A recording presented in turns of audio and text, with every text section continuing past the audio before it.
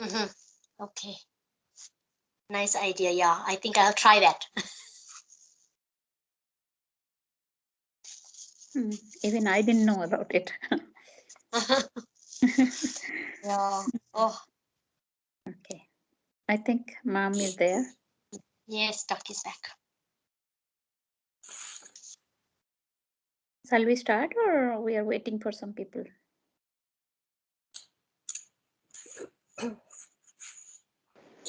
I think we can start now. It's already 3:10. Yes. Yeah, that's what. Maybe mom is getting ready. Yes. Gopinath, you in the Kerala area? Kerala, yes. Sorry? Kerala. I'm in Yes. Kerala. Yes. Okay, yes. And there's lots of Ayurvedic treatments happening there as well. Oh, Yeah, a lot of stress on Ayurvedic. Yes. And this are yes. Yes. So are you practicing there? No, I'm not practicing. I have a general interest in Ayurveda. I do yoga, then naturopathy. Those things I'm just interested. So that's why I just joined this course. I Okay. believe in Ayurveda. Uh-huh.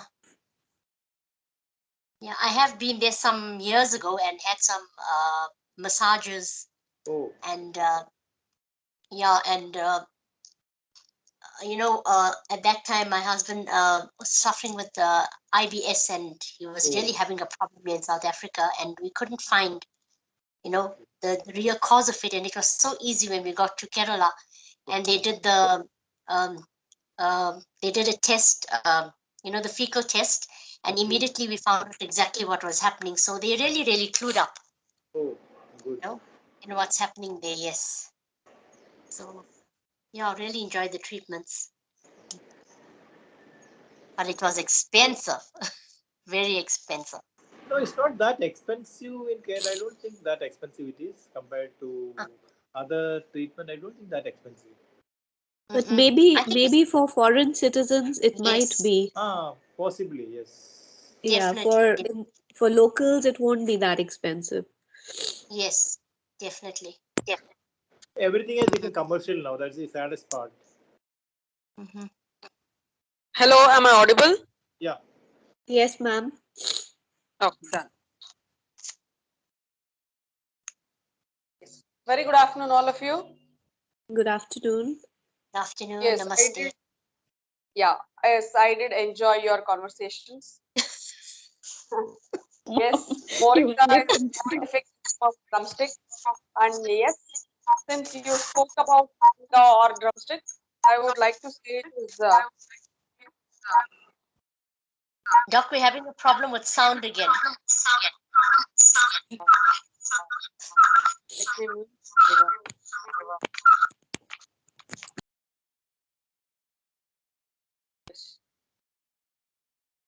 Okay, now is it audible?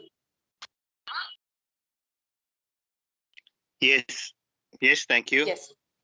Yeah. So moringa is basically we studied about Vata and Kapha, right?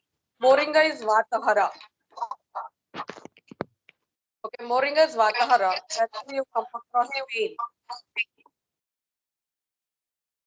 wherever you come across pain, it can be given. Okay, wherever you come across pain, it can be given. Okay, done. Please, all of you Thank mute yourself.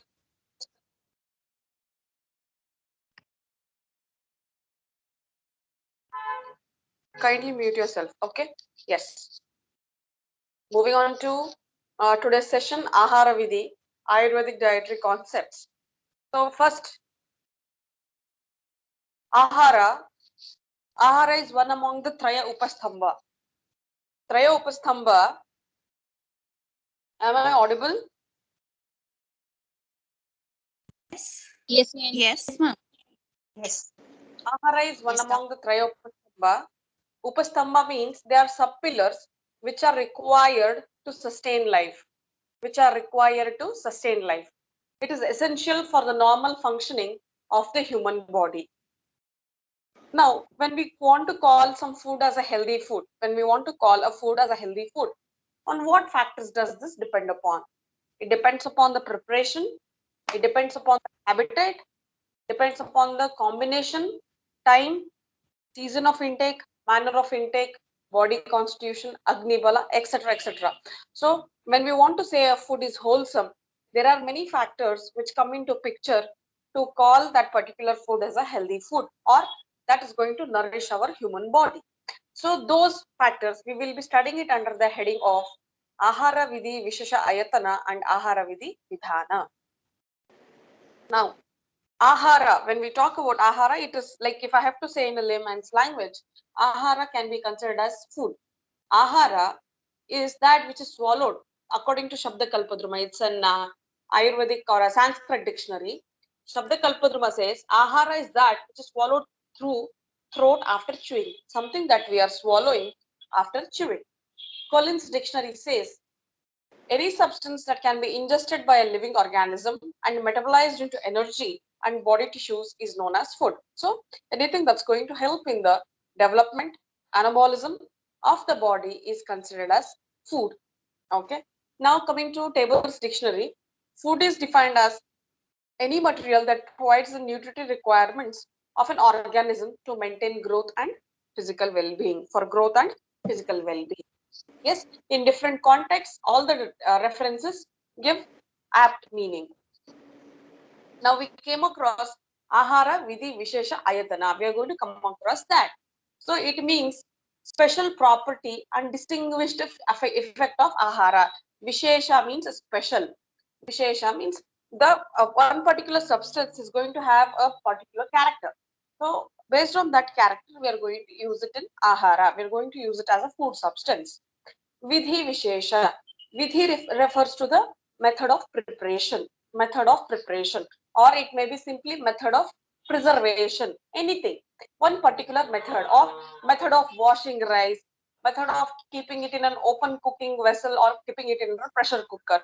So different methods of cooking. You might have come across barbecuing or keeping it in oven, etc. So the method of preparation plays a role. Ayatana, it means cause, support, or it is the reason. Okay. So Ahara Vidhi Vishesha Ayatana is the special features of Ahara and the methods employed for preparation of that particular food substance. Methods applied for preparation of certain food substances. What are those? So Ahara Vidhi Visheshayatana are Prakriti, Karana, Samyoga, Rashi, Desha, Kala, Upayoga Samstha and Upayokta. There are 8 headings. Now let us see each one by one. Now, yes. So I would just want you to identify these grains. They come under dicotyledons. Yeah, this is The it's first urad one dal is and moong dal. urad dal. Moong dal. Moong dal. Urad dal and moong dal. Yeah, perfect. So this is our black gram and this is green gram. Now, they both belong to the category of dicotyledons. Okay, they both belong to the category of dicotyledons. Okay. Now, what are the differences? So, Prakriti refers to an inherent nature or an innate quality of food or substance. We studied about Prakriti of ourself in the previous class. So, I told you Prakriti is the inherent nature of a human or of a substance. So, is the inherent nature of the black gram and the green gram, urad dal and moong dal. Now, what is this? This urad dal is heavy to digest. It is Guru Ahara. It is heavy to digest. Mudga or the green gram is light, Laghu. It is easy to digest. Now, they have these properties inherently, that this being heavy to digest and this being very easy to digest. Now, we have to choose this based on the appetite, based on the Agni of an individual. When you are having an Agni which is very low, when your Agni is Manda, I come across this Agni concept many times. When we talk about Agni has to be either, see, Agni will be in any of these, either Mandagni, Tikshna Agni, or Madhyama Agni, or Samagni. Samagni we will not have. So Mandagni, Tikshna Agni, and Tikshna Manda Mrudvagni. Okay, or Mandagni, Tikshna Agni, and Vishamagni. So when you have patient of Manda Agni, when you have a person, when you have an individual of Manda Agni, where the appetite is low, when you are suffering from loss of appetite or lack of appetite, go for substances which are prepared or which are having inherent nature of laghu, that is easy to digest. When you are having very good appetite, when you come across people having excessive appetite or feel a lot of hunger, then you should choose substances which are having properties of heavy to digest. Okay, so here it is guru, here it is laghu. Mudga is green gram, which is easy to digest. Masha is guru, it is heavy to digest. It is heavy to digest. So this is the inherent nature of this particular food substance. Yes, any questions here? No. Now next, karana. Karana is also known as samskara. Samskara is here. I told you samskara is basically the method of preparation. Samskara is basically the method of preparation. Now, see, now this by its own, it is inherently, it is one substance is guru, one substance is laghu, one substance is heavy, another substance is light. Now by giving certain processing, by doing certain processing, the properties of that particular substance will change by doing certain processing. So what is this processing?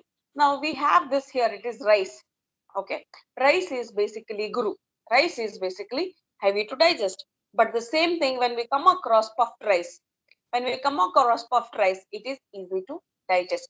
It is easy to digest. So by doing certain samskara, by undergoing certain processing, the properties of the same substance changes. The properties of the same substance changes. Here, when rice is basically Prithvi and Ap Mahabhuta predominant. When this comes in contact with water and fire, when it comes in contact with water and fire, what will happen? It will cook and you will get a boiled rice. But the same thing, this rice, you expose it to heat, that is Agni Mahabhuta, you get puffed rice, which is having Akasha and Vayu Mahabhuta Pradhana. So there is change in the Panchamahabhuta combination after processing. So this change brings in the change in the properties that particular substance has. So in general, what I would say is the processing, what we do for a particular food substance has an impact on the properties, has an impact on the properties. Clear?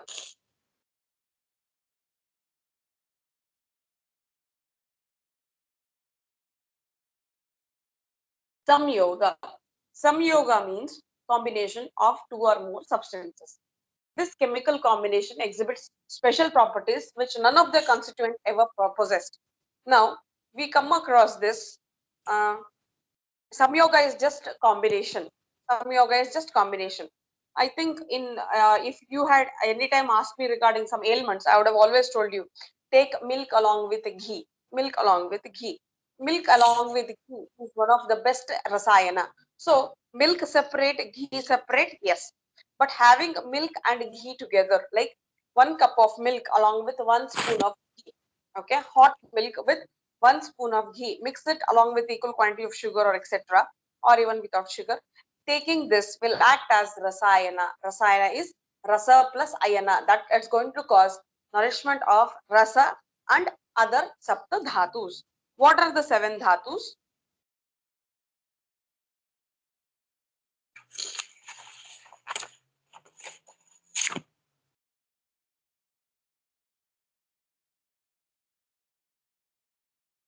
Yes, I want any one of you to answer. Which are the 7 dhatus?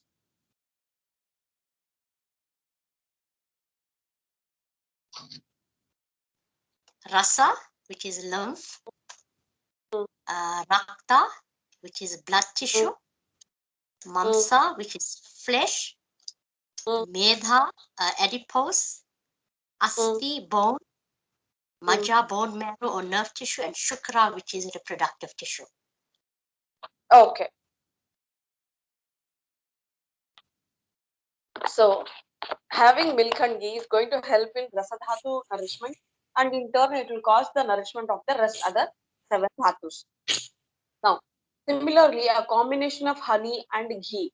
Honey and ghee should not be taken in equal quantities together, because there are no much scientific or clinical studies done. But in classics, we have a reference of taking honey and ghee in equal quantity is going to be toxic. You can consume honey individually, you can consume ghee individually, but taking them together is harmful in same quantities. So here, milk and ghee are good for health. Again, taking milk along with ghee, mixing milk along with ghee will help or will act as rasayana. So here combination will impart some properties. Combination of certain substances will impart certain properties. Any question? Yeah, well, what are the properties in honey and ghee that you cannot combine it? Sir, like that's what I told you, that there are no scientific studies, or we don't have a proof as to what makes it, inability to consume.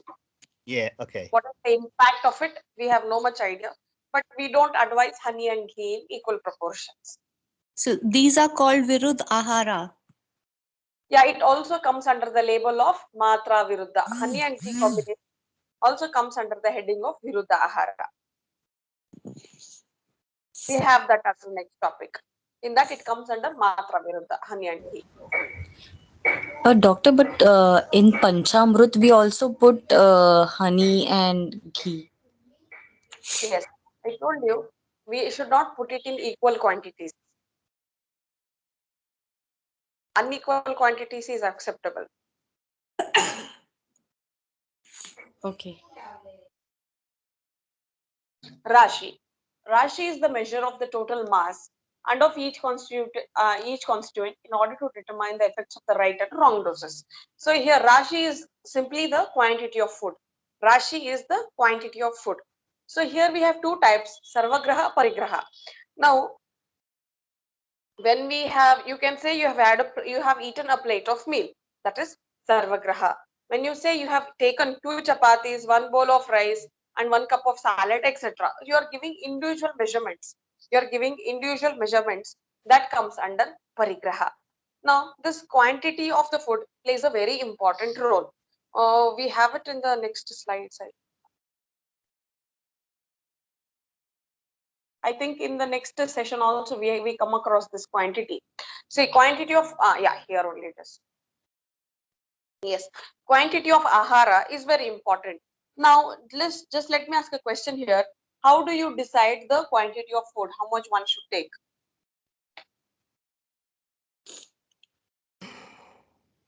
Size of your palm of your hand? Okay. Any other opinions? Thinking of the calorie. Okay. See, thinking of the calorie, that is what all the nutritionists are doing or dietitians are doing. Any other? Okay, that may be true or that's adopted. But thinking in the common man's view or in the perspective of Ayurveda, what do you say? Half a stomach full. I think you should not overeat and you should not undereat. So you should feel actually light after you've eaten a meal. Very good. Okay. And Doc, is it correct to say that your stomach is the size of the fist of your hand, and that is how much of food you can eat? No. See, that is not the quantity of food. Now, when we talk about the quantity of food we are eating, right, it is dependent on many factors. Mainly, if you are ugly, assuming you have skipped your breakfast, obviously lunch you will take it a little heavy, right? Yes. See, we come across some people who are just eating once per day, and we wonder how is that they are surviving eating just once per day. Okay, but see what we eat. A person who is eating just once per day, you observe the quantity of food he's taking. He's taking too much, at least around 3 to 4 chapatis and 2 to 3 bowls of rice, and along with some sweet. Obviously, that becomes heavy. It is just that he's accustomed to eating once per day, but the quantity is going to be what we are eating throughout the day. Yes. So, and next, The quantity of food we cannot decide and see. If I say today I'm taking 2 chapatis and rice, tomorrow or the whole 365 days I'm supposed to take it. No. Some days your agni is reduced. You have to reduce the quantity. Some days your agni is increased. You have to increase. You are diseased. You are suffering from fever. Accordingly, you have to shift to a bland diet, easy to digest diet, and also liquid diet. We cannot fix the quantity of food for an individual. Now simply how much to eat, that question. Here we come across solids, we come across liquids. Okay, so in food it may be some certain drinks, or it may be certain soups, or it may be even buttermilk, or it may be Coca-Cola, anything of that sort, or milkshake, something. So we have two types of foods, solid foods and liquid foods. So what Acharya tells is to fill 1/3 of the stomach. To fill, see, this is the stomach, anatomy of the stomach. Okay, so this is the esophageal pipe, this is the esophageal pipe, and this is the whole body of the stomach, and this is the duodenum. This part is the duodenum. This is esophagus, this is duodenum, and this is the stomach. Now we have to fill half of this with solid food and 1/4 of this with liquid food, and leave 1/4 empty. Leave 1/4 empty for the air to pass in, or for the easy movements of the food in the stomach. So what Acharya tells is eat half solid foods. It may be roti, chapati, sabji, salads, etc. Next 1/4 you mix it, you leave it for liquid diet. It may be sambar, it may be rasam, it may be what you call buttermilk, it may be anything in liquids, or simply drinking water during food.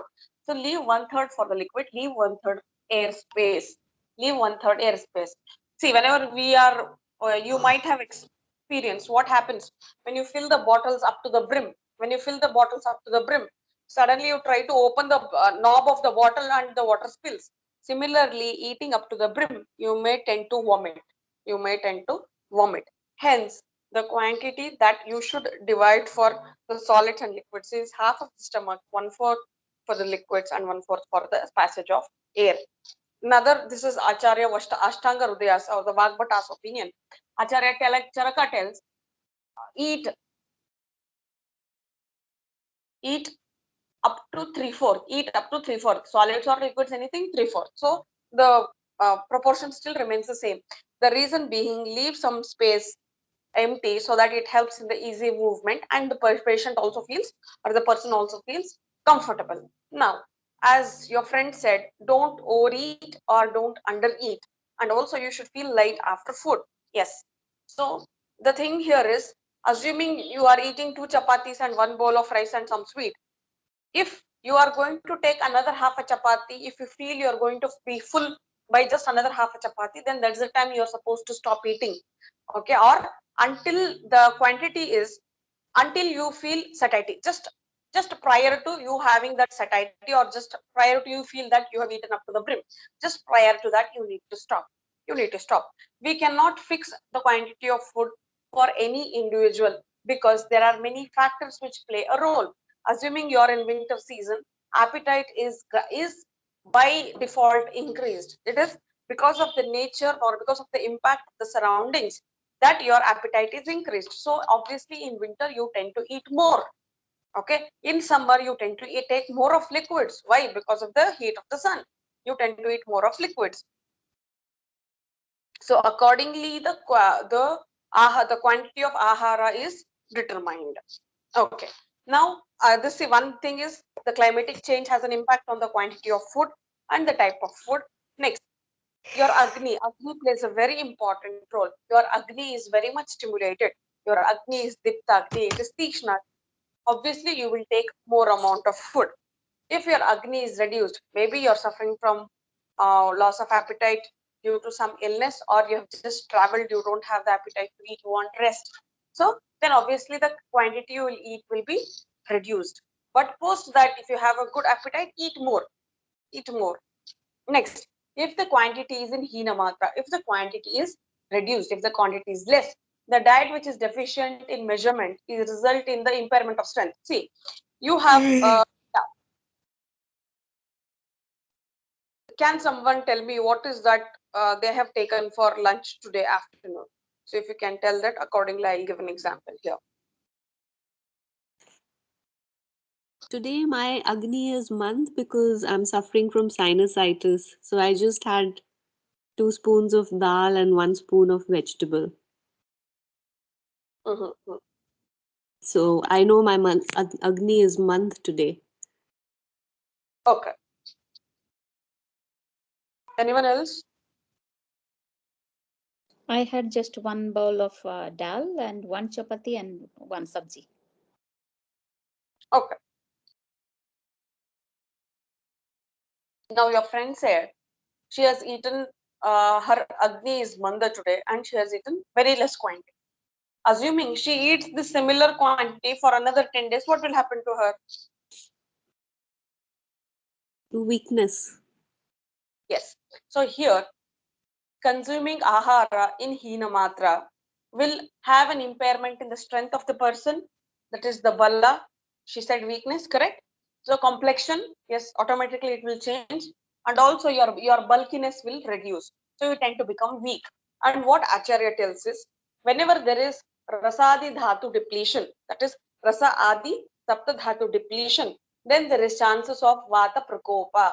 There is chance of vata prakopa in the body. When vata is aggravated, when vata is vitiated, we have a reference that when vata is vitiated, they are prone to 80 types of disorders. Don't worry now which are these 80 types. Just ignore this number.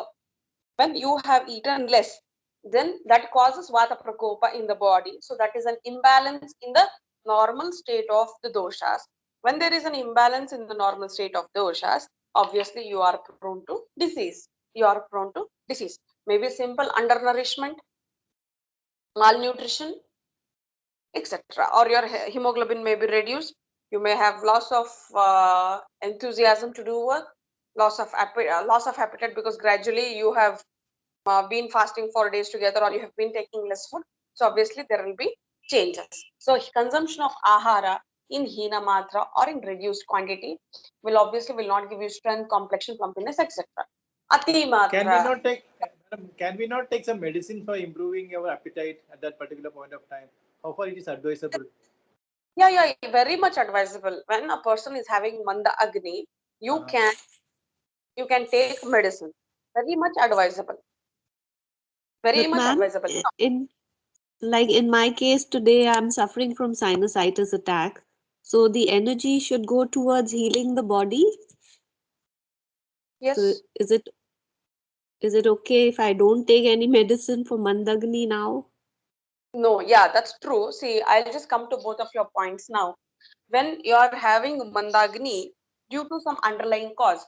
So here one of our participants is having mandagni due to sinusitis. Now simply if I give her some appetizers here, it's not going to work because the cause for the loss of appetite here is the sinusitis. Treat sinusitis, obviously this will come back to normalcy. Treat the cause there. Okay. Okay.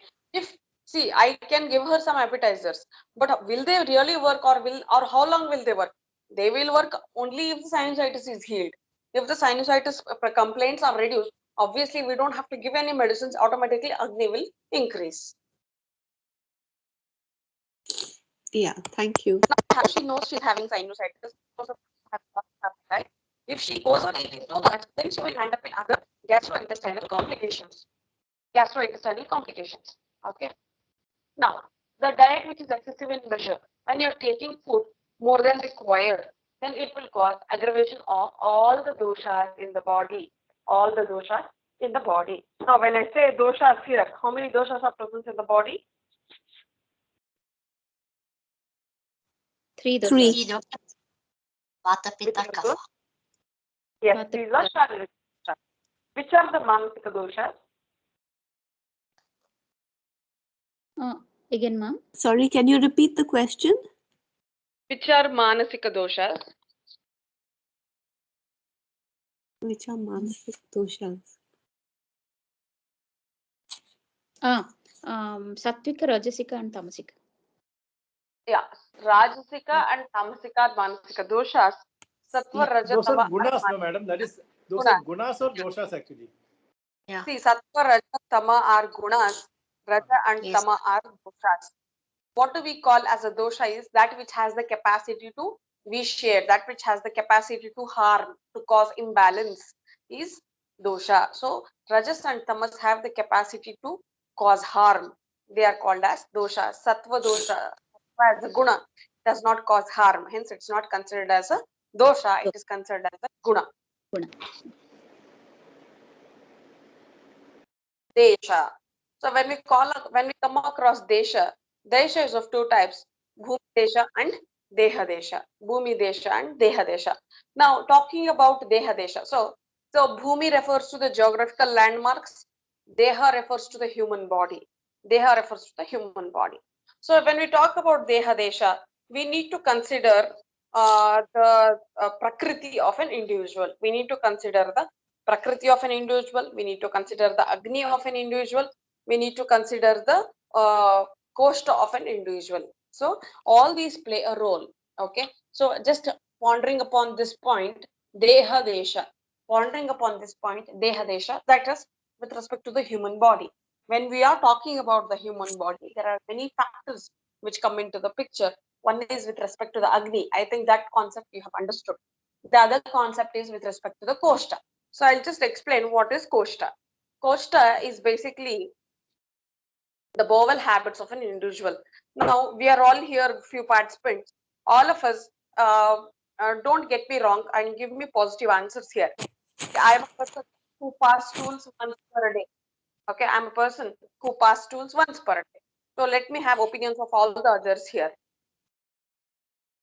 So it is the question here is posed for a healthy discussion. Answer without Yeah, hesitation. I'm also once a day. Me too. Once Okay. I'm also once a day. Mostly once a day, maybe once in a while, twice it may happen. Depends upon the food I take. Okay. Okay. So we may come across people who are passing 2 to 3 times per day, maybe 2 or 3 times. So a person who is defecating 2 or 3 times per day is considered as a person with mrudu koshta. Considered as a person with mrudu koshta. A person who is passing once per day is madhyama koshta. A person who is passing stool once per day or passing once in 2 days with difficulty comes under krura koshta. Comes under krura koshta. So the ahara that a krura koshta person eats should not be ruksha, should not be dry, and should not be dry. And the ahara should be snigdha. The food that he takes should be unctuous in nature, should be oily in nature, should be greasy in nature, should be fibrous. Now, based on koshta, we need to decide the food. A person who is having or who is a person with habitual, a person who is suffering from hemorrhoid, person who is suffering from fissure, they are the persons who are having krura koshta. In them, the ahara should be should not be ruksha. That is, the ahara should be snigdha and should be vata anubhomukha. Should be vata anubhomukha. That means which helps in the normal functioning of vata dosha. Which helps in the normal functioning of vata dosha. So that is with respect to the koshta of an individual. Now again, I'll give an example. For a person with mrudu koshta who is defecating twice or thrice, so we see some people who, if like here one of our participants said, depends on the food that he has taken. Yeah, true. Some people who are drinking sugarcane juice pass stools, drinking milk, they tend to pass stools. Okay, so that is because they are sensitive to those substances, and hence there is passage of stool. There is passage of stool. That is mrudu koshta. Madhyama koshta, they eat everything, still their bowel is clear, and they're just defecating once per day, and their bowel habits are good. So one concept is with respect to the agni, the other concept is with respect to the koshta. The other is based on the prakriti. The other is based on the prakriti. Now vata pitta, vata kapha, mostly vata pitta predominant prakriti people, vata predominant pitta associated people are the ones who are more prone to krura koshta, that is passing once per day or twice per day, sorry, once per 2 days. They are ones who are prone to krura koshta. Based on the prakriti, we can assess even the, or we can get a gaze regarding the Agni also, and also regarding Koshta of an individual. So Deha Desha refers to, or we can considering Deha Desha, what factors will come into picture is based on the Prakriti, based on the Agni, based on the Koshta. Now, this person, this human being, where is he staying? Which geographical condition is he staying in? That comes under Bhumi Desha. That comes under Bhumi Desha. In which area? How is the geographical condition where this person is located? Now, we come across this Bhumi Desha in three types: Jangala Pradesha, Anupadesha, and Sadharana Desha. Jangala Desha is Vata predominant, Anupadesha is Kapha predominant, Sadharana is balancing the three doshas. Okay, now wholesomeness of diet also depends on the desha. Use of dry and sharp, that is ruksha and tikshna substances in deserts and unctus in marshy land is having antagonistic effects. Now, here, when we come across desha as such, when you are staying in a dry arid area, when you're staying in a dry arid area, if you are taking again dry foods, if you are taking again dry foods, then that's going to cause vata prakopa in the body, because the climate here is dry. Okay, you need to take foods that which are going to cause nourishment to the body. Now, here this is a marshy land with more amount of water. So the environment is having prithvi and up, that is the earth, and water, water mahabhutas. Again, you take heavy foods and more of liquids or heavy foods, then again you are going to affect your body. You are going to cause an impairment to the doshas which are present in the body. So a person, a human being, an individual, in which locality he is located, he has to modify his diet accordingly. He has to modify his diet accordingly. Now, when you are always traveling, the question arises what to eat.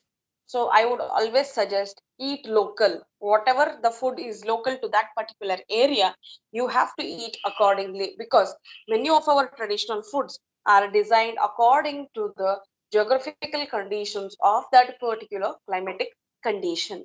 Many of the geographical conditions, they are considered, and our ancient people have designed the food accordingly.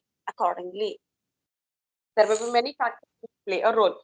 Now, when we come to our coming to the southern part of India, we have a participant here from Kerala. What is the oil that you use in Kerala? Coconut. We Coconut. generally use coconut oil, pure. Yeah, see, pure coconut oil. One thing, important reason for them to use coconut oil is, for them coconut is a local food. Okay, it's locally available and it's available in abundance. When you come to our parts of Kerala, in our parts of South India, that's Karnataka, some parts they are growing sunflower, they're using sunflower. Some parts growing groundnut, they're using groundnut. Okay. Now, when we talk about foods that are, or the dishes that are being prepared. So the dishes is according to the climatic conditions over there. Accordingly, the foods are designed. One thing is, if you're going to eat local food, you will get better quality of the food, because since it's a local food, they know how to prepare it. Another thing, it is going to suit your body, because it is according to the climatic condition over there. You come to the northern part of Karnataka, here it is less marshy. It comes under this dry arid land, northern part of Karnataka. So here, if you are going to eat here, and also because of this dry region, you are, Reji wants to say something.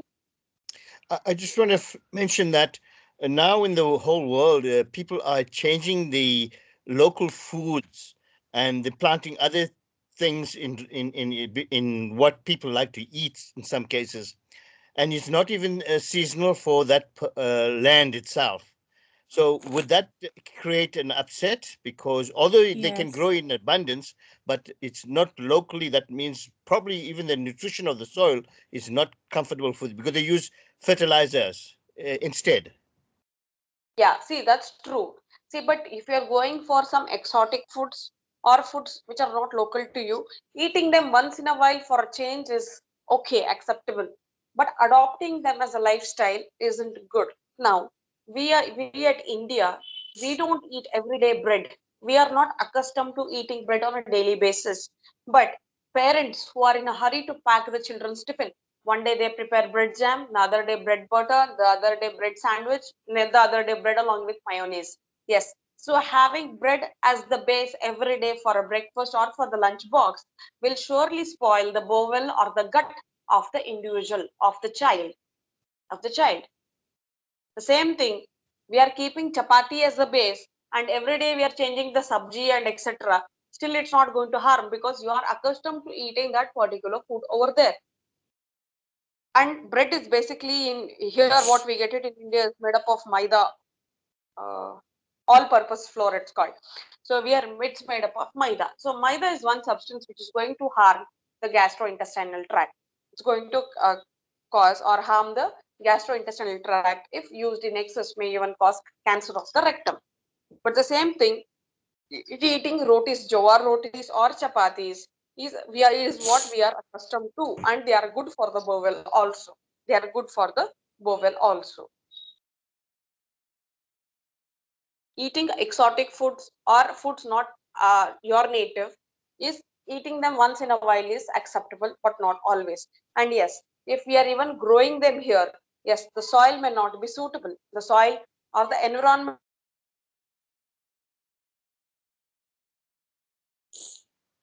conditions may be parental conditions for those things to grow or cultivate. Any questions here? I just No, want to again, but mention that. Sorry, go ahead. yeah, you go ahead, Reggie. Go ahead.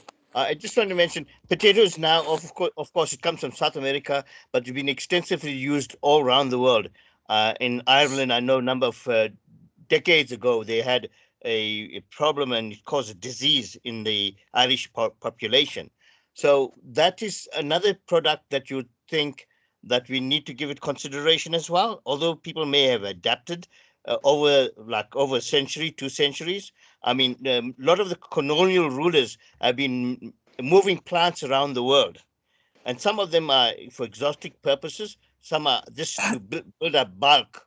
We have a problem in South Africa where from South America, the Americans have sent maize to South Africa, and they use it as what they call pap. It is actually very heavy food. It is more slaves' food without nutritional value in it. So these are kind of factors that contribute towards unhealthy situations. But people adapted over a century in South Africa. They cannot do without that pap. They it's like becomes like flour, very soft, floury, and they cook it, and they cannot do without it. But it is not nutritional value. Would you recommend any changes there? No, see, one thing, we have another concept in Ayurveda called as okasatna. That means if we are using a particular substance over a period of time, then our body gets accustomed to it. Then our body gets accustomed to it. So if you're talking about some substance which has been used over centuries, then the body might have got accustomed to its usage. But yes, if it is having less nutritional value, it will impart the same. The less nutritional value will be imparted. Okay, that will the property what it has to exhibit will be exhibited. But now see, whenever we have uh, lots of bread, so that's what we suffer from constipation. But if I have been having bread for decades together, then it will not impart that factor of me suffering from constipation. But whatever energy it had to give, the calories that it had to give, it will give. But like having something exotic you are not accustomed to, the problems caused by that will not be seen if you are eating it over centuries. But the inherent property of that particular substance, what you're saying, you mean to say it is not having much nutritive value. So that factor will remain same, that it is not having more nutritive value. That factor remains the same.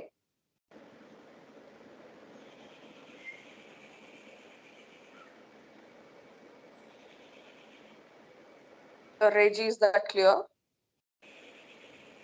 Th- Thank you. I'm just having a bit of problem with my computer, changing it from mute to unmute. Sorry. Thank you very much for that information. It's vitally important because we've got to look at what the colonial rulers have done around the world and their introduction of certain things there. Like I said with this pup now, they made it heavy so that they can give the people slave food so they get full. But nutritionally, they cause a problem. So it needs to be reviewed. We need to review a lot of things. In fact, the beer also in India has contained far more estrogen than the beer that the British have themselves. It is to cause over many decades in India for the men to become less, to become very pathetic, to become weak in the system, and that's why many people don't know that. But they've introduced that type of beer with estrogen for men. Yeah, that is true because Yeah, somebody was saying.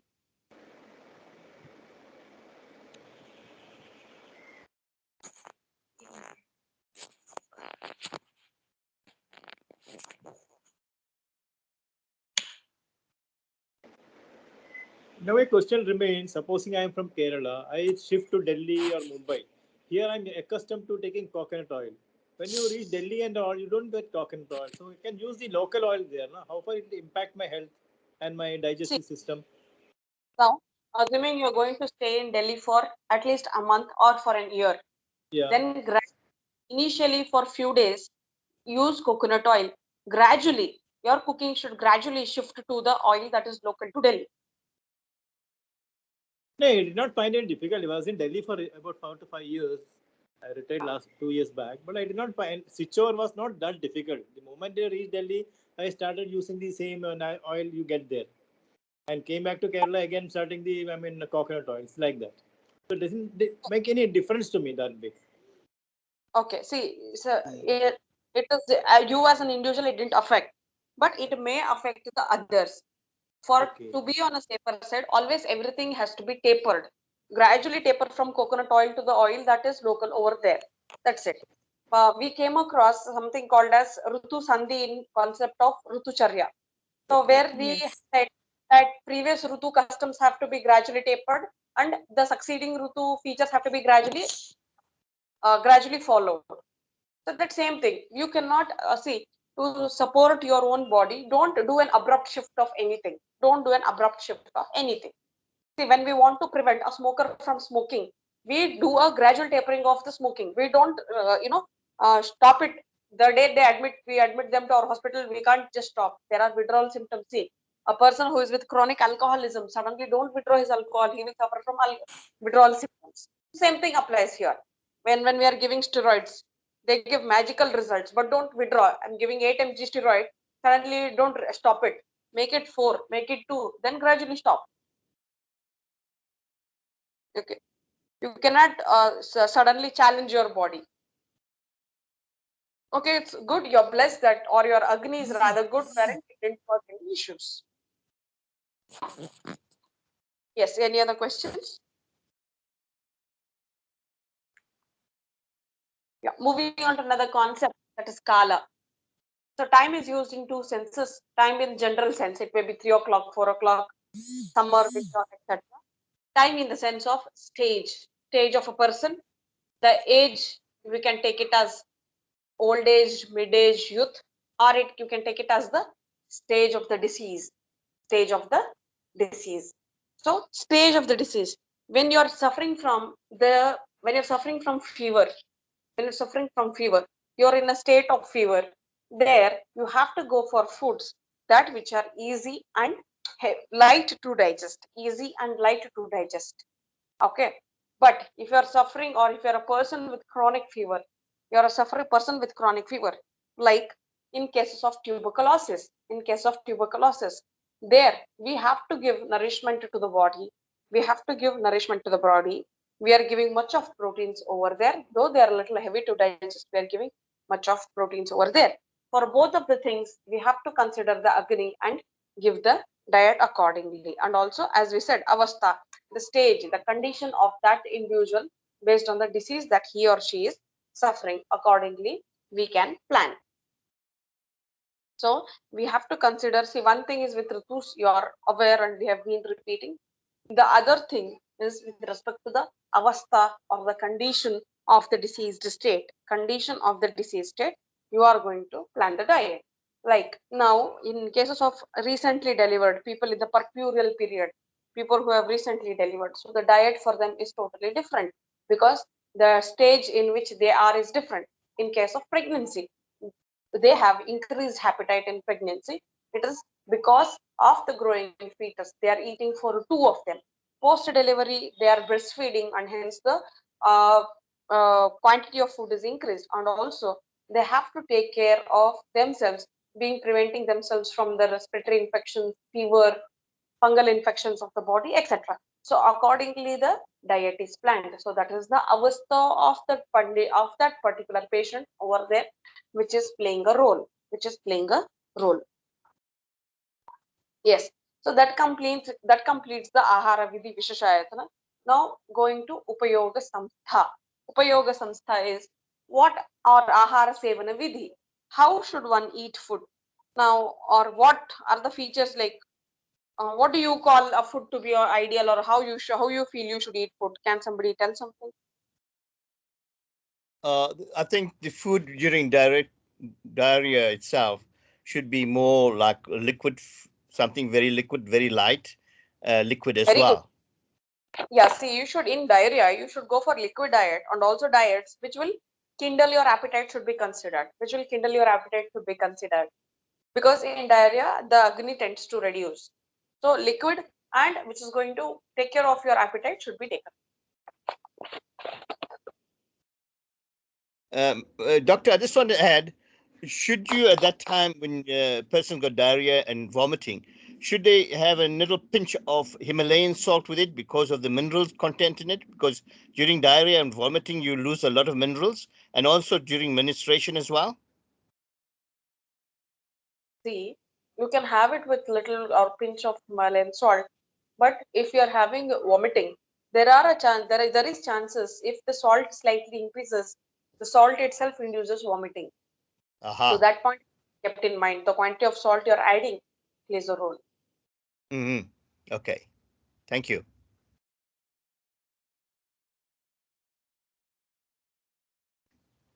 Doctor, can I just, whilst we're there, can I just ask something else as well? I've noticed that when I use when I go walking, heavy walking, very far distance, I dilute my water, which is pre-boiled, with a pinch of Himalayan salt. I seem to come back quite refreshed than compared to the days when I don't put any Himalayan salt in it. Um, because I think loss factor of perspiration, and it makes a big difference to me. Yes, because you are going to replenish the salts that are lost through sweating. Thank you. Yes. Moving on to Upayoga Samstha. Yes, there was a question here asked.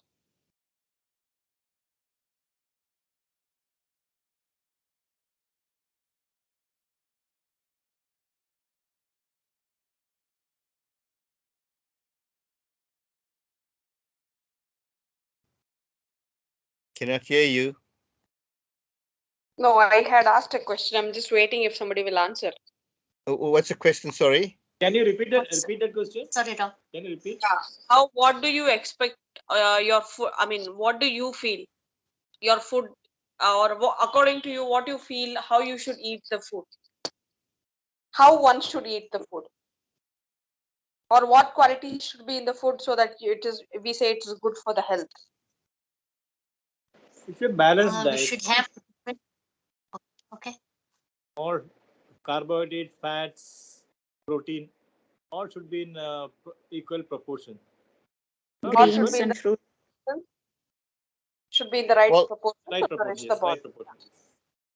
yeah, I think also depending on what you are involved in, what kind of activity you're involved in. If you're very much a laborer kind of work, like a tradesman and so on, and you're working continuously with physical work, then I would say have more carbs and some protein with it, because that will Perfect. give you some energy.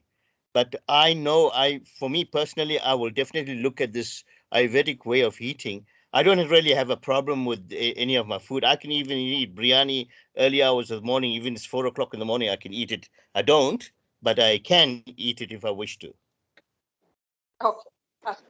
I Yes. think fat and carbohydrate should not be taken together. It seems both the digestive time taken is different for both. So carbohydrate and fat should not be taken together.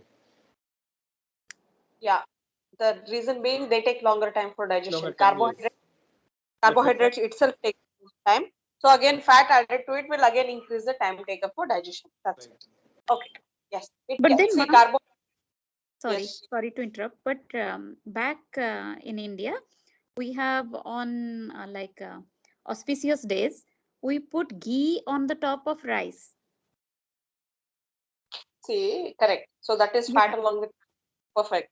But the yeah, ghee you're adding is very less over there. You're just adding 1 spoon. yeah, You're not adding a true. tablespoon there. So Yeah. adding one So, tablespoon will make a oh, that's okay. All right. Yeah. okay. So yes, I have got a few concepts here. The rules one has to follow is Ushnam Ashniyat. Very important and very correct. I always feel Ushnam Ashniyat, consuming hot food immediately as it is cooked.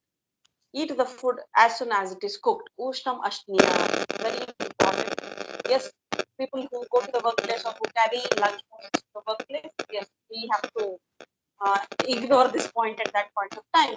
But whenever possible, go for the food or consume food that which is hot, that which is hot. Snigdam Ashniyat. Diet should include fats or it should have unctuous substances. Snigdam Sorry, can't hear you. There's a lot of scratching sound in the background. for the others, how is it? Sound is coming. Yeah. Yes. Ushnam Ashniyat. Eat food that which is hot. Snigdam Ashniyat, take ahara, take food in which it should be unctus. It should be unctus, or it should be rather snigdha. When we say snigdha, it should not be dry. See, I'll give you example for snigdam ashniyat. There is a difference eating a dry roti, or a Gujarati dish khakra. There is a difference. Eating khakra and dry roti is similar than eating a freshly prepared roti Dry roti has become ruksha because of exposure to the air. It has become ruksha, so that will not impart or that will not be nourishing. But a freshly prepared roti will be nourishing. That is what is Sigdam Ashniyat. Also, taking there is difference in taking rice and rice flakes or puffed rice. Okay, rice flakes or puffed rice are easy to digest, but whereas rice is heavy to digest. So, snigdam ashniyat. And next, other part, as it's here, diet should include fat. Matravat ashniyat. So, matravat is the balanced diet. You people have answered. Very scratchy sound. We can't hear you again. Yes. It's also on my side. It's very scratchy. Yes. Here also. I'll just begin again. Okay. Okay, Mom.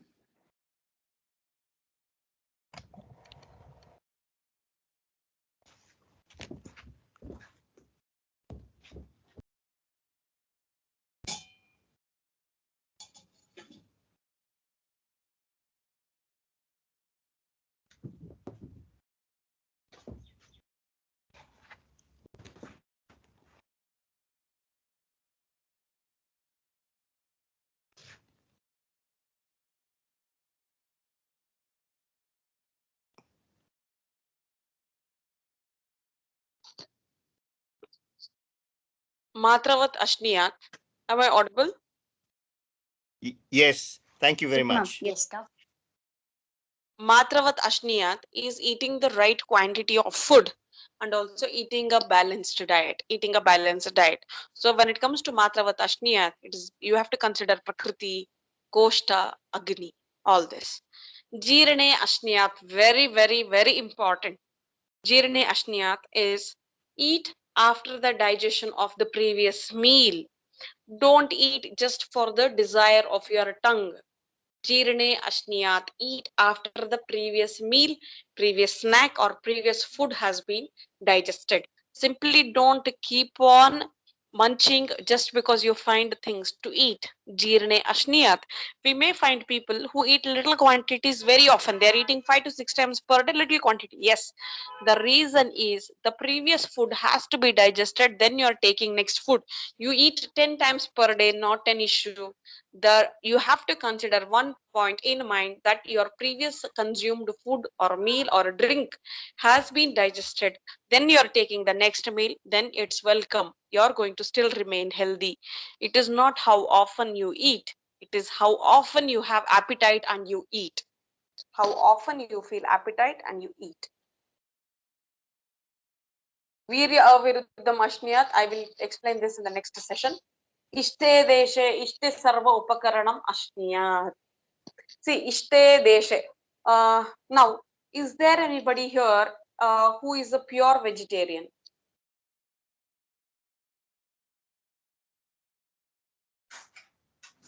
I'm vegetarian now. Last 3 years I'm vegetarian. Before that I was non-veg. Okay. Okay. So let me give an example of someone else other than this, because see, I along with my friends, see, I am basically a person who doesn't mind sharing food with a person who is eating non-veg just beside me. That was okay for me. But once we went to a pure non-veg restaurant, it is Nia's Biryani in one of the famous places. Okay, it is a restaurant famous for non-veg biryani, and he prepares ultimate biryani. It's the best. Okay, so so it is famous for non-veg biryani. So I went with my friends and I was eating a veg biryani just there. But just because of the smell, it was intolerable. I stopped going to such restaurants after that. So that is Ishte Deshe, the place where you like, the place which is conducive for an individual. Ishte Deshe, Ishta Sarva Upakaranam. So all, see, some would like to have a good clean dining table. Some would like to have it with spoon and fork. Some would just like to eat a food on the banana plantain, etc. So how a person likes to have food, he can have it like that. Ishte, it is individual's interest that matters. Individual's place where he chooses to eat food. Ishta sarva upakarana, what all he requires to eat food. Or he would like to have everything laid on the table and he will serve himself, or he wants someone to serve, or is it that he would like to eat alone, complete his meal, then come and interact with the neighbors or his colleagues. Okay, ishte deshte ishta sarva upakaranam ashniyat. Na ati dhrutam ashniyat. Do not eat too fast. Na ati vilambitam ashniyat. Do not have your lunch for 1 hour. Na ati vilambitam ashniyat. Eating too fast, you may gulp, and it may, instead of going into the esophagus, it may go into the trachea. Nati drutam. If you eat too fast, there is a chance. Many a times you tend to get choked. Ati drutam ashniyat. Eat faster, you get choked. Nati vilambitam ashniyat. You tend to have loss of interest in the food you are taking if you go on eating for long hours. Ajalpana, ahasana, ajalpana, hasana, tanmana bhunjita. Eating without talking. Do not interact. Do not talk while eating food. Do not laugh. Do not laugh.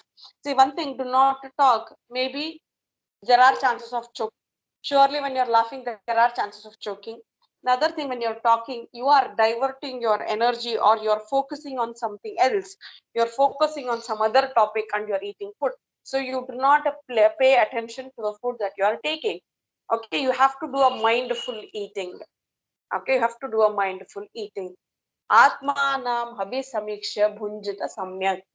Atmanam abhisamiksha bhunjita samyak. Okay, eating after considering one's own appetite, agni, bala, etc. One has to eat.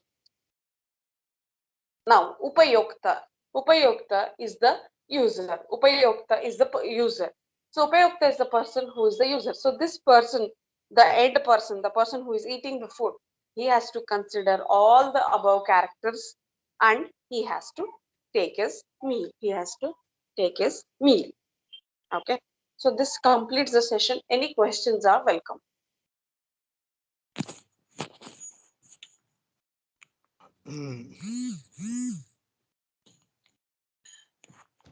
Ma'am, is there anything called as Santushti Dakar or satiety burp?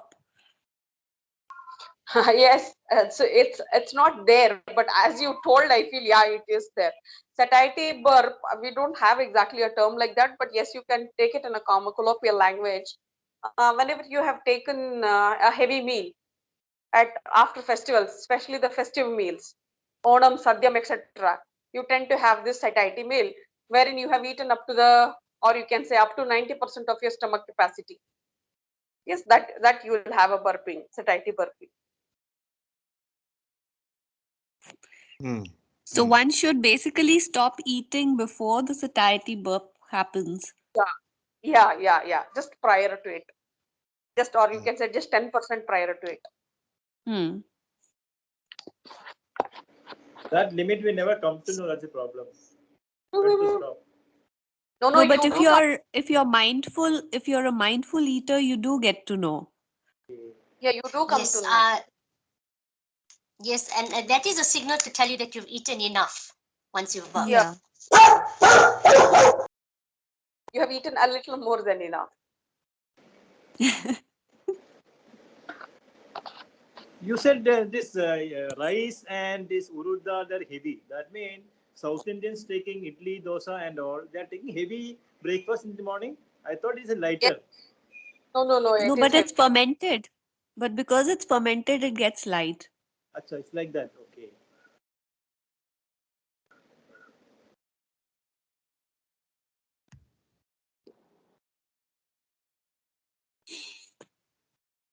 Doctor, I think I missed out when you were speaking about not talking and laughing while eating and also eating slowly. I think I missed a point there. Can you please make me recollect? I'm talking about number one. I actually eat very slowly, and it's over a long time period that I chew my food before I can swallow. So I do eat slowly. The other thing is, of course, I don't speak when I'm eating, but that's also because I'm dyslexic. I cannot concentrate on two things while I'm doing. Even if I'm cooking, I got friends at home. I will tell them not to talk to me because I cannot shift. I like to concentrate on what I'm doing because that's the only thing I can do. Otherwise, I'll make mistakes. Is that a problem? It's not a problem. Not at all a problem. Okay. Unless you are focusing on one thing and you are doing a good job over there, it's not a problem. Okay, Yeah, thank so you. that is your meditation actually. Yes. Actually, that is my way of eating. I say I eat meditatively. Even when I'm walking as well, I'll go for walks. I say it's a meditative walk because I don't like to talk. I just like to concentrate on the thing I'm doing at that moment in time.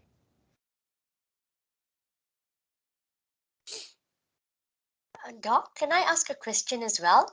You mentioned being vegetarian and non-vegetarian. It's like when you go to a non-vegetarian place, you feel bilious or upset, and you don't want to be there. Is there a reason for that? See, it is very individualistic. It is very individualistic. I felt it. So it is only with respect to me. Especially we face this problem even when we go to restaurants in Goa. Goa is another place with beaches and lot of fish smell all around. Having a fish smell all around, even you go to the best of pure veg restaurants, you just can't come out of the fish smell. So trying to have Yes. food over there is really not, you really don't feel like eating. Mm, mm.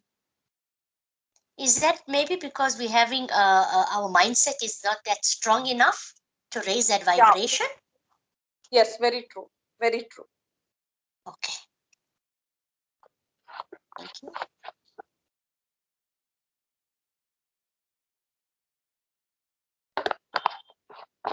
Okay.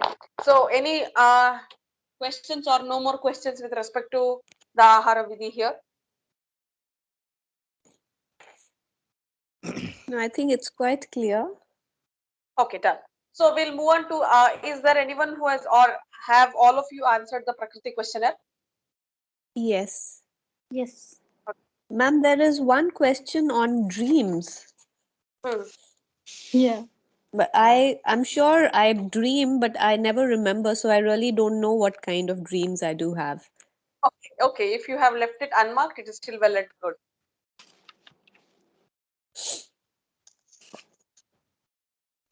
Okay. So although I assume all of you have answered, Yes. yes. So again, in that questionnaire also, you need to sum up the first. It has three columns with features. So the first column you sum up, second column you sum up, third column you sum up, and let me know the addition of all that. Addition You, of all that. you The score. I You want first. the have, score? The score can of I each. Yeah. can I come in? Yeah. Please. I have 23 in A, 24 in B, and 24 in C. And the dream part I have left out, so that I do not know. Mm-hmm.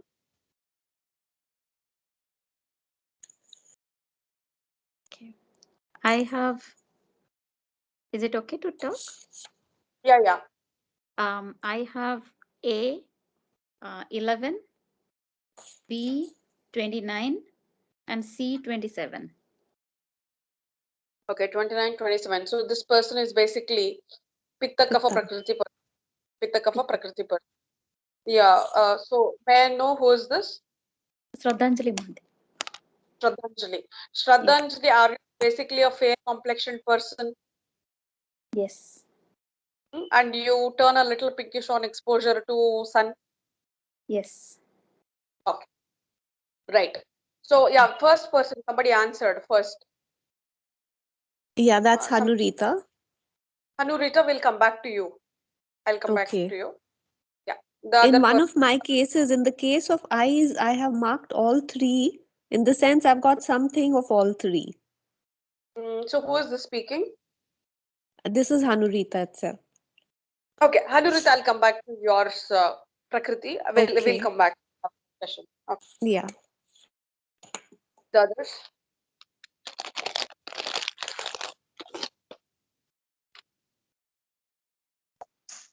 Doc, I have average 28, pleasant 28, and excellent 12. Mm-hmm. Average 28, pleasant 28. So average is the first column. Yes. Okay. So we are again having a dilemma here between Vata and Pitta, which is more predominant. Yeah, Mala, how are your activities? Vata and Pitta are predominant. Now we need to discriminate. How are your activities? Are you very quick in doing your things, or you take your own sweet time and then you complete it? No, I'm quick at doing what I need to do. Okay. Are you even quick in answering? Like as of now in class, you are quick in answering. But otherwise, if you have to respond to a situation, assuming you have to decide in which college you should make your son study his plus one and two, are you quick in deciding that, or do you take some time and then Some uh, decide? yes, sometimes I'm a bit indecisive. I can't make a decision, but other times I can make a quick decision. How is your appetite? How is your Agni? Uh, Agni is not very good. Sometimes I don't feel like eating. Sometimes I want to eat extra. Uh, but I try to have like frequent meals. And what's your complexion? I am fair, but a little bit of pigmentation and dark spots. Okay. And how's your bowel? Once a day. Once a day. Sometimes it can be twice, just depending on what I eat. But I normally have a frequent bowel movement of once a day. Do you get angry soon or not? I do get angry, but it's subsided. It's not that bad anymore. Okay. So here we have this personality whom it is Vata and Pitta are in equal, and we are really not able to come up with a decision whether it's Vata predominant or Pitta predominant, or there is slight demarcation between the vata and pitta predominancy here in this particular patient, in this particular participant. Okay, so we can take it as what is yeah. Since the climatic condition, they are like, you're born and brought up in South Africa. Yes, yes. Okay. Now again, considering the climatic condition into picture, I would say this person is vata predominant with the prakriti, and the difference in between these two being very light, very slight, very slight. Okay. Yes. Moving on to the third person or fourth person. Yes, somebody else who has solved the question.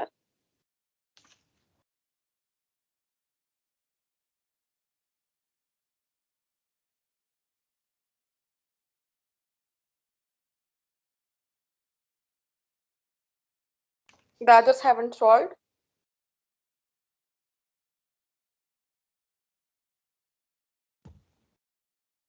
I'll give you mine just now. I'm just adding. Yeah, meanwhile we'll discuss Hanuritas. Hanurita, yeah, about your prakriti. So you said you have some dilemma with respect to the eyes. Hanurita, are you there? Yes. Yeah. Hi, Hanurita. So you said something about the eyes. Yeah. So I've got dark active, dry active black, sensitive to light, and big, calm, loving white eyes. Okay, So so you have it's marked. like I've got a little of everything. Is it that a slight exposure to some allergen, something enters your eyes? Is it that very quickly your eye turns red or No, pinkish? it doesn't. It doesn't turn red. Okay, But my eyes are extremely sensitive to light. okay, okay, okay. Any other questions wherein you have marked 2 or 3 options? Uh, for skin, again, I've marked 2. Which are the options? It's dry, Mm, rough, mm, and it's warm. mhm. Warm and soft. Yeah. Dry, rough. It's rough and soft at the same time. Okay, so here, what is the total score you have for A, B, and C? My A is 23, B and C are 24. So it's pretty close actually. B and C All are three seem to. yeah, but there's a chance that you have marked many multiple options. Yes. You have marked many multiple options. Okay, how is your appetite, Hanurita? Not too good. I'm a very small eater. Small quantities. Yes. Is it small quantities frequently or just small quantities? It's just small quantities. Like I have my 3 meals. Like morning breakfast is just fruits, and lunch and dinner I prefer having millets with whatever dal sabzi there is. So I Oh, feel okay. satiated with just small quantities. And maybe tea time I might have some snack like makhanas, fox nuts, Mhm, or puffed rice. mhm. Okay, how is your complexion? It's dull and brown. Mhm. Okay, how is your bowel? Bowels is okay. There are certain days which is very rare I do not go, but normally it is almost every day. Mhm.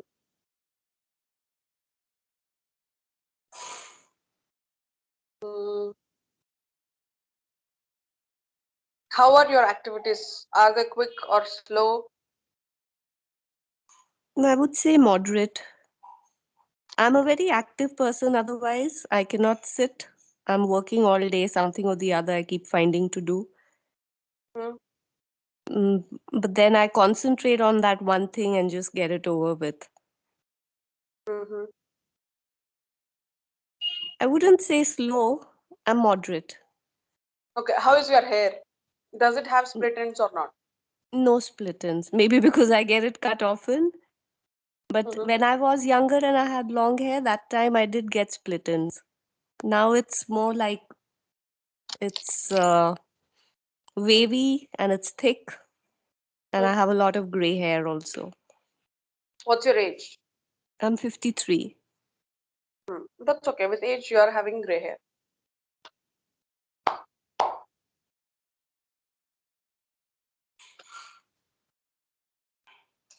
Doc, can I I've got just my I've say got my something as scores well? now. Okay, I just want to say something. Sorry, with the emotion, right?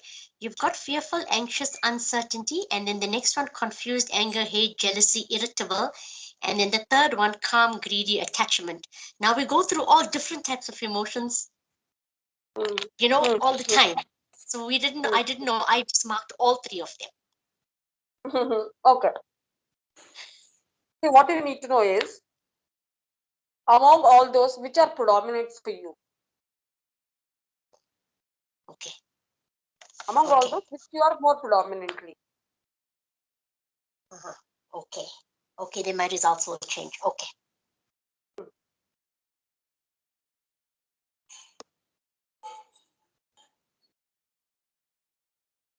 Reji, yours? Yeah, my first column is 4, second column is 32, and the last column is 23. So you're basically Pitta and Kapha Prakriti person. Okay. Sorry, you said I'm what? Sorry, I am Pitta and Kapha predominant Prakriti person. Okay, Pitta. Yes, I've recognized that. Yeah, especially the Pitta. Okay. Yeah, moving on to Hanuritas again. Hanurita, what is the food that you like to take? Is it sweet, sour, bitter? Salty and sweet. Salty and sweet.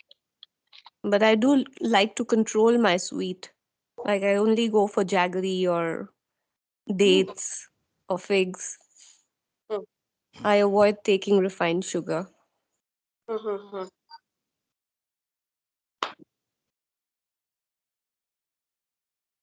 Hanurita, do one thing. You solve the Yes. questionnaire once again and let me know where all your, or you send a soft copy of your questionnaire. And wherever Okay. possible, where you have done multiple markings. Where Okay. you I should reduce that to single marking. Yeah, and where you Okay. feel you have multiple options that you will have a column in A, B, and C both. In three of Yeah. them, check for predominance over there. Check for predominance over there. Like Okay. Mala, about different emotions. Yes. Yeah. See, we all will have all those emotions, all of us. See, when it Okay. comes to my child's winning, I'll be, little partial to my son. Okay. Yeah. So that ignore.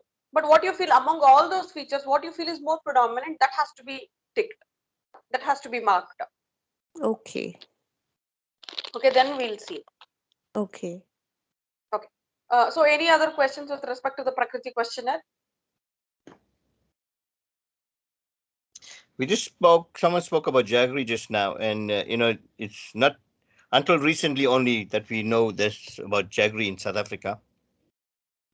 I eliminated sugar for me, but I quite enjoy jaggery. But taking into consideration it is a carbohydrate, and it could create weight problems. Would you advise on that still? No, see, basically jaggery, it's not that it will increase the carbohydrates, or even if it's increasing, not to a greater extent. Okay, all right. So it's a raw Okay. it's raw sugar in its raw form. Sugarcane in its raw form, rather. Yeah. Yeah, and it's Sugarcane. also extremely rich in minerals. Okay. It's rich in various different minerals. Yes. Okay. Thank you. Thank you for that. That means in So case I of can still. diabetic, you can take jaggery. See, jaggery, it remains that jaggery is that another form of sugar. So the concept of sugar is still there in jaggery. Okay. It is still there. See, The content, see, the basic, the inherent nature is that it is sweet. That will not change. Okay. Okay. So shall we end the session here?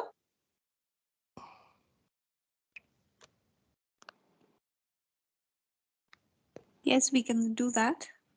Yes, Yeah. ma'am. Thank you. Yes, that's fine. Thank you, ma'am. Thank Yeah. you very much, ma'am. Thank you very you. much. Appreciate it. It was a lovely lesson. Good night, Thank you, everyone. Doc. Thank you, Yeah. Thank you. everyone. Yeah. Thank you, one and all. Namaste, ma'am. Namaste. Namaste.